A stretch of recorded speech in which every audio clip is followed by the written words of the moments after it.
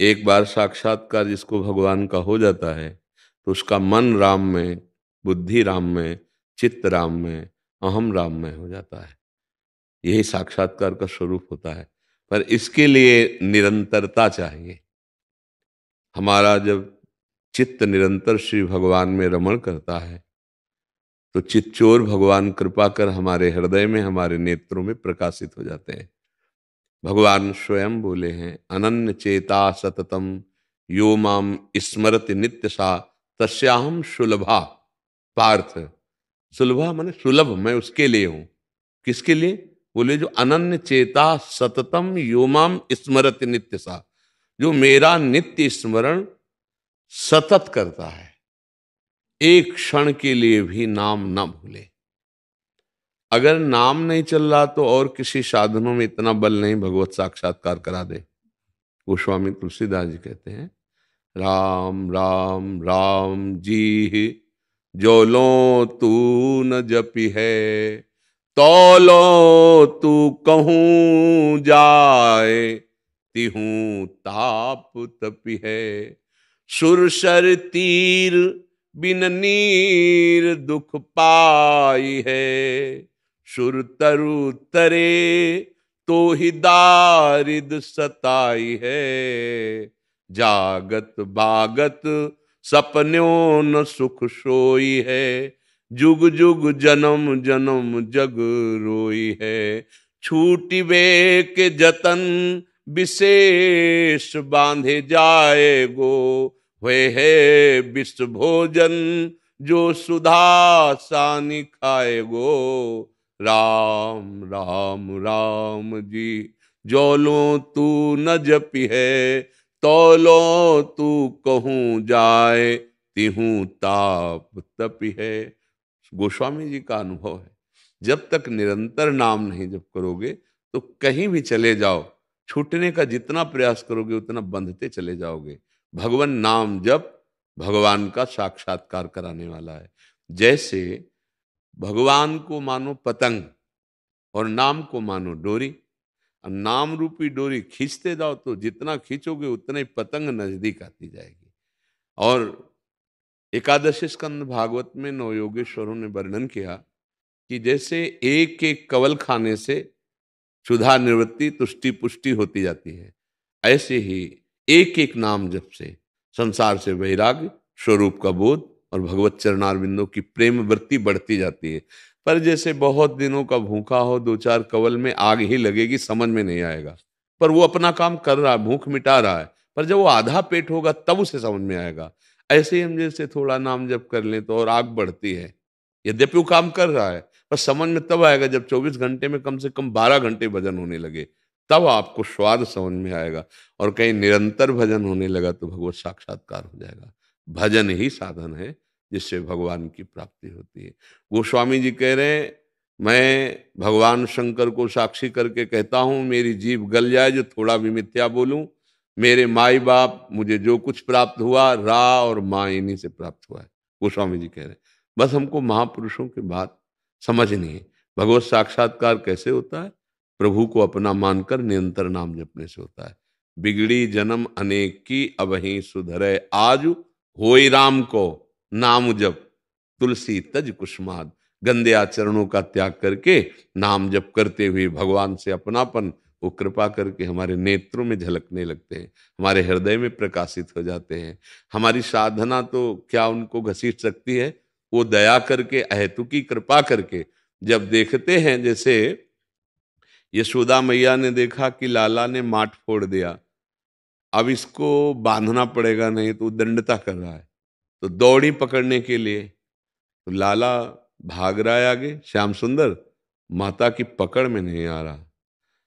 माता दौड़ते दौड़ते थक गई, पसीना आ गया। जब प्रभु ने देखा कि थक गई माँ, तो स्वयं पकड़ में आ गए। बात समझ में आया? जब उपासक थक जाता है कि अब मेरे बनाए ना बनेगी कोटि कल्प लऊं, आपके बनाए बनेगी पल पाव में, उसी क्षण भगवत साक्षात्कार हो जाता है। जब हमारे अंदर ये बात आ जाती कि मेरी सामर्थ्य अब नहीं रही कि मैं आपको प्राप्त कर पाऊं, तो नाथ आप करुणा करें। जहां आर्त भाव से पुकारा तो उसी समय भगवत साक्षात्कार हो जाता है। क्योंकि भगवान तुम्हारे हृदय में ही बैठे हुए पर्दा हटाया और भगवत साक्षात्कार हो गया। तो नाम जप करो, प्रभु से अपनापन करो। जहां राम जी वहां हनुमान जी, और जहां हनुमान जी वहां राम जी। ये कभी एक पलक झपकने के लिए भी अलग नहीं हो सकते। तो चाहे हनुमान जी के चरण पकड़ लो तो राम जी मिल जाएंगे, राम जी के चरण पकड़ लो तो वहीं हनुमान जी बैठे मिलेंगे। दोनों अलग नहीं है, एक ही है। हाँ, बस भाव से हमें सेवन करना है। तो मोह सबसे बड़ा बाधक होता है भगवान की भक्ति में। मोह गए बिनु राम पद, होई न दृढ़ अनुराग। तो अगर हम राम चरित्र का गायन करें तो बहुत जल्दी मोह का नाश हो जाता है। महामोह महिषेष विशाला, राम कथा कालिका कराला। जैसे महिषासुर का मर्दन आद्या शक्ति ने की, विध्वंस कर दिया, ऐसे ही आद्या शक्ति है भगवान का चरित्र। जब आप भगवान की कथा गायन करेंगे तो इस महामोह रूपी महिषासुर को नष्ट कर देगी राम कथा। समस्त संशयों का नाश भगवान के पावन चरित्र गायन और श्रवण से होता है। राम कथा सुंदर करतारी और संशय विहग उड़ावनहारी। तो हम भगवान के चरित्र का गायन करें, भगवान से अपनापन रखें। अपनापन का मतलब समझते हैं? प्रभु से ज्यादा बढ़कर हमको हमारे प्राण भी नहीं प्यारे हैं, उसे अपनापन कहते हैं। जितना भी हम संबंध माने तो नाते नेह राम के मनियत, सुहद सुसेव्य जहां लो। अगर हम प्रभु से अपनापन करे हैं तो हम माता पिता भाई बंधु रिश्ते नाते समाज राष्ट्र विश्व सब जगह अपने प्रभु के संबंध से ही मानेंगे। और प्रभु के संबंध से बिलक कोई हमारी दृष्टि में न रह जाए।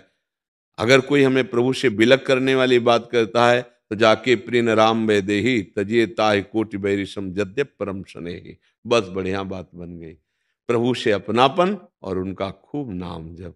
बिगड़ी जन्म अनेक की अब ही सुधरे आज, मैं होई राम को, मैं प्रभु का हूं। और नाम जप, खूब नाम जप करें। तुलसी तज कुसुमाज, गंदे आचरणों का त्याग करके तो भगवदानंद की अनुभूति स्वाभाविक हो जाएगी। और इसी जन्म में हमें भगवत साक्षात्कार करना है। तो इसलिए ऐसे हम लगे कि जैसे कोई व्यापारी को 5,000 रुपये रोज लाभ मिलता है तो 100 रुपये का अगर घाटा हो जाए तो उसको मन उदास हो जाएगा। हम ऐसे नाम के व्यापारी बने कि अगर हम इतना नाम जप करते हैं और किसी दिन विघ्न पड़ जाए तो हम दिन भर जलें कि आज नाम की संख्या पूरी नहीं कर पाए। तद विस्मरणेन परम व्याकुल तेदे। पर ऐसा नहीं हो पाता। रुपए का घाटा तो चुभेगा लेकिन भजन का घाटा नहीं चुभेगा। इसीलिए मैं भगवत साक्षात्कार नहीं हो पाता। और यदि भजन का ऐसा हो जाए कि तदर्पिता अखिलाचारिता तद विस्मरणेन परम व्याकुल तेज, तो भगवत साक्षात्कार दूर नहीं है। जब रोना आ जाता है ना चिल्ला चिल्ला के, क्योंकि असमर्थ ही रोता है।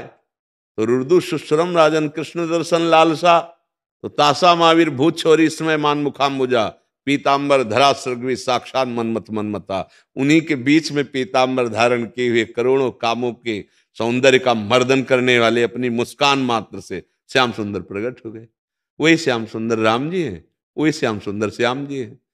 केवल बंसी और धनुष का भेद है नहीं, बिल्कुल रूप वही है और स्वरूप वही है, अंतर नहीं। एक है कि थोड़ा सीधे खड़े होते हैं और एक होता टेढ़े खड़े होते हैं। बस अंतर इतना है कि ये जब खड़े होते हैं तो ग्रीवा झुकी होती है, वो जब खड़े होते तो गंभीर और शांत, और ये जब होते तो प्रेम की चंचलता और टेढ़े रहते हैं। इसीलिए इनका नाम कृष्ण और उनका नाम राम। बहुत सीधे है ना, राम सीधे और कृष्ण।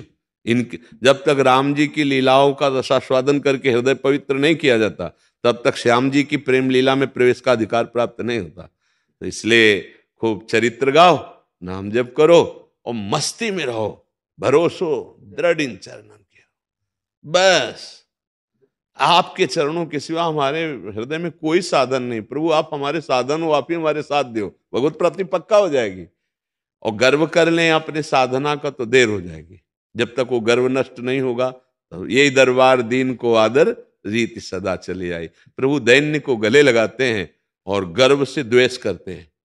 सुनो राम कर सहज स्वभाव, जन अभिमान न राखे काऊ। अगर भक्त के अंदर भक्ति का भी अभिमान आ जाए कि मैं जितेंद्रिय हूं, मैं काम विजय हूं, मैं क्रोध विजय, तो फिर थोड़ा समय लगेगा, अभी ऑपरेशन होगा, ऑपरेशन के बाद फिर बात बनेगी। तो आपके ऊपर बहुत कृपा है, आप भगवान को पाना चाहते हैं, यही हमारे कान सुनना चाहते हैं।